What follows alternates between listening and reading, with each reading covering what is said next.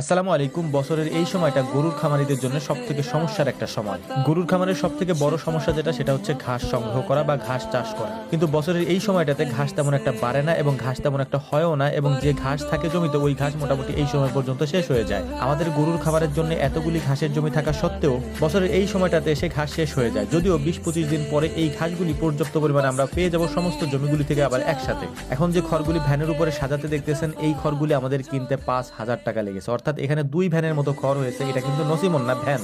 এই ২ ভ্যান খড় আমাদের খামারের গরুগুলির ৩ দিন হবে না। এই ভিডিওটি আমি তৈরি করেছিলাম মাত্র একটা উদ্দেশ্যে, সেইটা হচ্ছে মাঝে মাঝে প্রায় সময় আমি বিভিন্ন ভিডিওতে বলে থাকি যে ঘাস ছাড়া গরু পালন করা একটা অসম্ভব কাজ। তার একটা বাস্তব প্রমাণ তুলে ধরার জন্য আপনাদের সামনে এটা আমি উপস্থাপন করার চেষ্টা করতেছি যে ঘাস ছাড়া গরু পালন করাটা কতটা অসহায়ত্বের একটা কাজ।